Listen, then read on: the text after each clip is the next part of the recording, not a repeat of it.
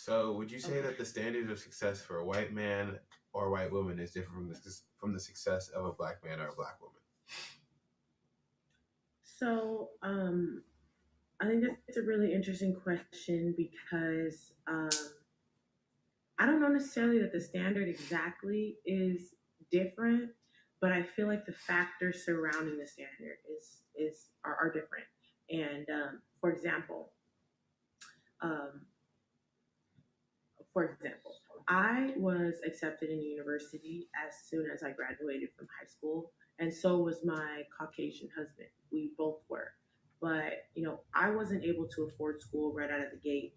My husband was able to afford right out of the gate, and he was able to go right to university with no loans and proceed in pursuing his career. Now, what that allowed him to do was get straight through his 4 years of college and be a young man with a bachelor's degree at a young age. Whereas for me, what should have taken me 4 years took me 7 years because I had to jump around from community college and do that whole situation. Now that's not his fault or my fault, but what is happening is that alters what is measured as success. You know what I mean? He may be seen as more successful than me at that point because of those factors, because he has a bachelor's and right now I don't.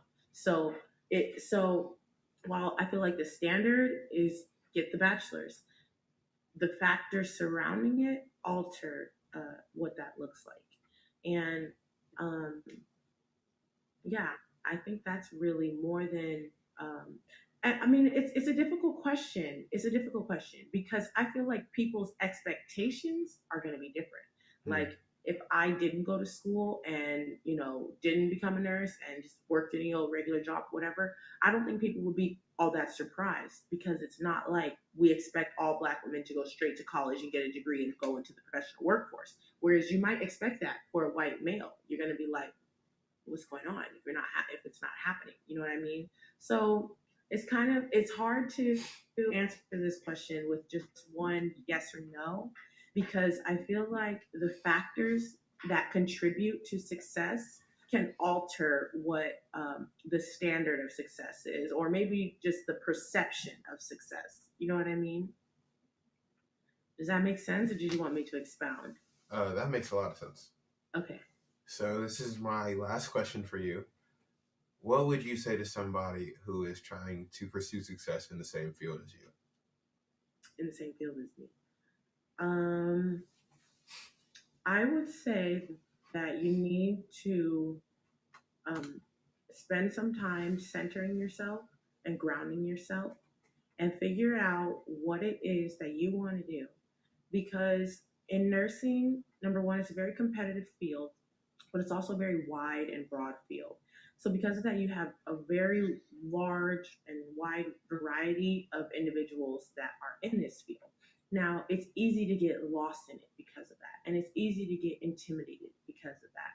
But when you spend time centering, grounding, focusing on who you are, what your desires are, what your goals are, and you take steps every day to manifest those goals, like working, like studying or getting volunteer or internships or meeting nurses, spending time in the hospital.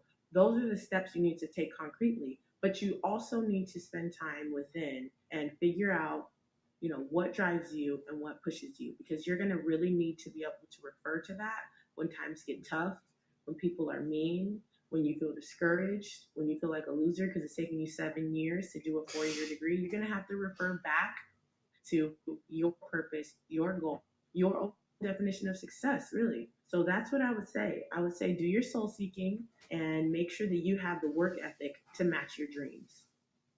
All right. Thank you. You're welcome. I'm glad I could help you out. Of course.